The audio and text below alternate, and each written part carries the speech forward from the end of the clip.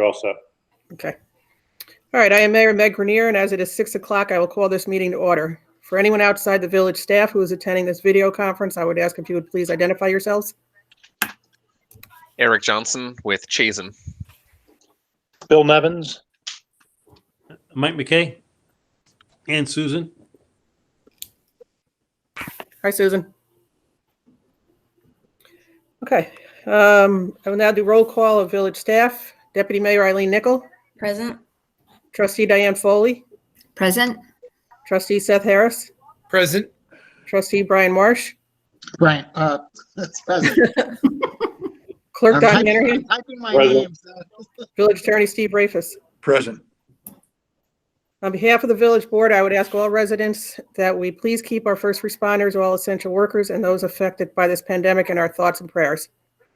Pursuant to Governor Cuomo's Executive Order number 202.1, issued on March 13th, 2020, suspending Article 7 of the Public Officers Law to the extent necessary to permit any public body to meet and take such actions authorized by law that allowed the public to not be physically present at the meeting, but allow the public to listen to or view such meeting via teleconference call or video conference while recording and later transcribing of the meeting. Village of Menands Board of Trustees semi-monthly meeting is being held via Google Meets video conference to protect public safety and welfare during this COVID pandemic. In an effort to conduct this meeting effectively, we ask those in attendance to please mute your microphones during the meeting. As we are conducting only essential business during tonight's meeting, there will be no public comment. Any comments previously submitted to Clerk Hanrahan prior to the meeting and deemed essential will be read into the record. Governor Cuomo has extended the executive order number 202.1 this time through January 1st, and we do expect it to be extended again after that. So we need a motion to accept the November 16th, 2020 board meeting minutes. I move to approve the board meeting minutes from November 16th, 2020. Second, Diane. All in favor? Aye. Aye. Opposed? Don, you doing the warrants? Yep. Warrant number 13. General, $317,386.91. Water, $48,626.73. Sewer, $44,902.30, totaling $410,915.94. Park improvement, $2,007.70. Payroll number 13, $104,099.29, or correction, 29 cents.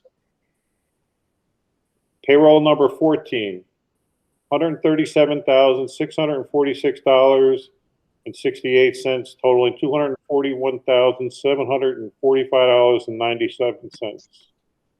So moved. So moved. Eileen. All in favor? Aye. Opposed?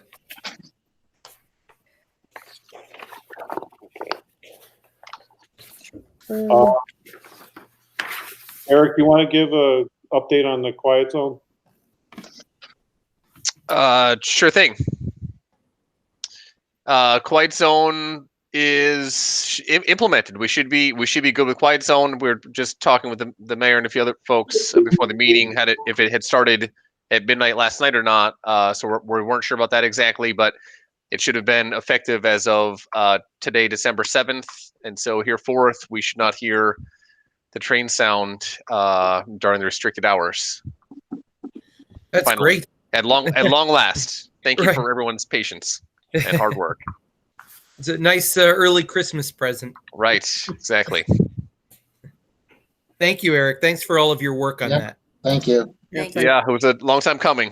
Thanks for being patient with it. Yes, thank you. Okay, an update on the plow trucks.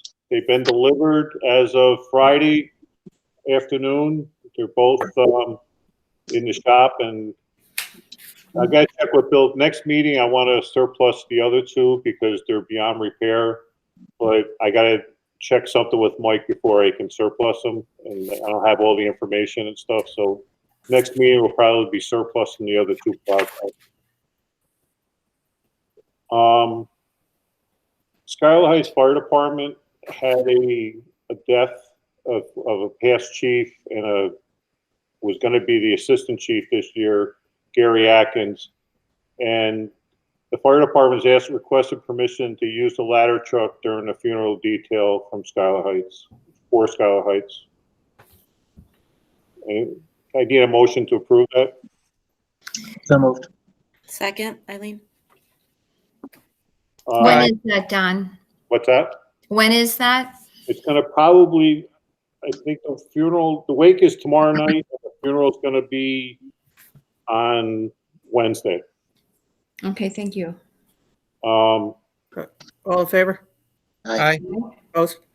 So our condolences to Assistant Chief Atkins' family and friends, members of the Schuyler Heights Fire Department, Menands Fire Department, and all other first responders throughout the town for their loss of Chief Atkins. And the last thing I have, just so I want to advise the board, Christmas Eve and Christmas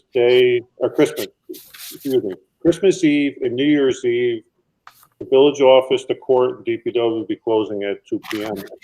as we normally do, and it will be posted in the next activities, and it will be posted on the door. Don, you're also closed to the public, so I don't even know if you need to advertise that. Okay, well, just so if someone calls and they don't see us here, does everybody know that we are closed? I wasn't sure if everybody was. Yeah, they all got an update. Okay. And we got to make sure it's in the next activities. It was on the website. I don't know if it was put on Facebook, but we need to make sure it's in the activities as well. Okay. And that's all I have. All right. So I have a couple correspondence. One from Bill Garvey. He noticed a couple of the utility poles on Broadway that were taken out because of accidents. He's hoping that they get fixed soon. He also wants a tree removed down by the north entrance to the Schuyler Inn because the branches are covering markers. And he was happy to see the Broadway repair and repaving job that the DOT did, and he wants to thank them for that. And then Bill Nevins, hi Bill. He would like to thank the village police and fire departments for partnering together with Toys for Tots. This past weekend collection was a great success for the program.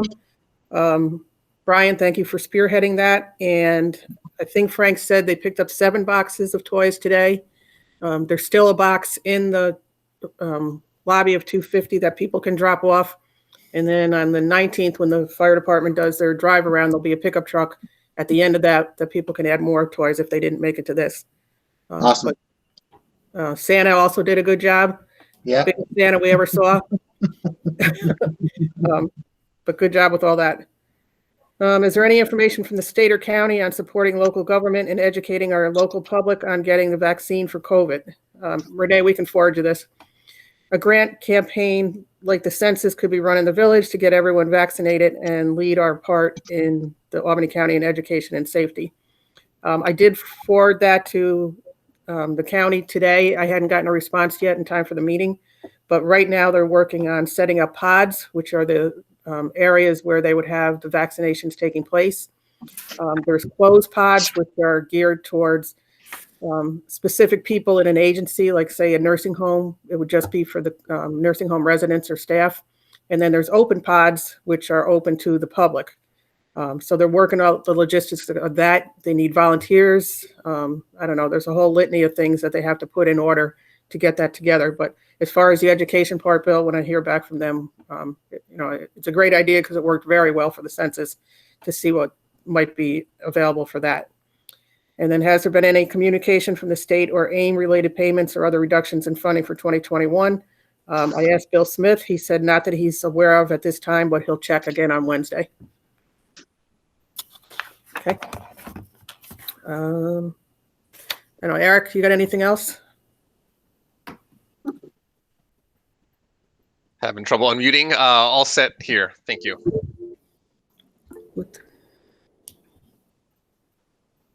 Steve Belay's asking a question, and I only caught half of it. I'm trying to pull it up. Click on the little comment thing on the right, and you can see it.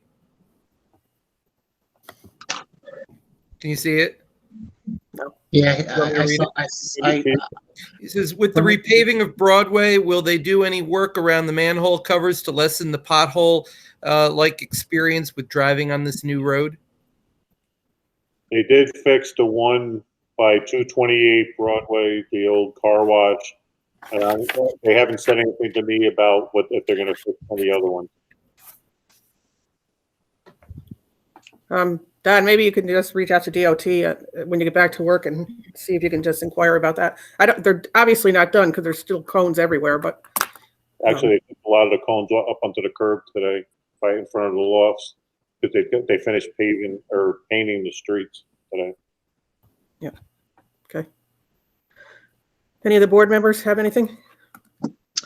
The village lost one of our long-term residents. Jack Foley died with his kids around him on Graffunder Drive. He lived at the end of Graffunder along the lake for almost 50 years at 15 Graffunder, and he was a great guy and like an uncle to me. So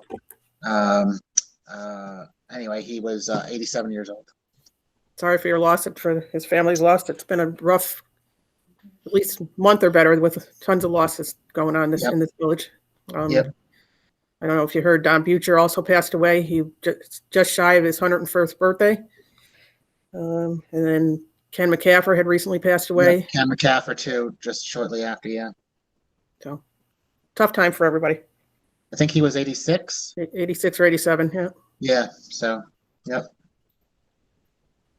All right. Well, if the board members just stick around for a bit, just so we can confirm on Thursday's plan. Otherwise, if somebody wants to make a motion to adjourn. So Motion to adjourn, Seth. Second, Diane? And our next meeting is December 21st, virtual. All in favor? Aye. Aye. Opposed? All right. Thank you, everybody. Thanks, Good night, everyone. everyone. Have a good night. You too. Thank you. Thank you. Okay, so long. Thank you. And yes, Meg, if you would email that to me, whatever you just read about the COVID testing. Yep, I will. Okay, guys. See you in a couple weeks. Thanks, Yeah, Renee. thanks, Renee. Bye, Bye-bye. Renee. Thank you. You're welcome. And Don, we should stop recording. Yeah, I'm going to do that right. And that is writing down the times. Yeah.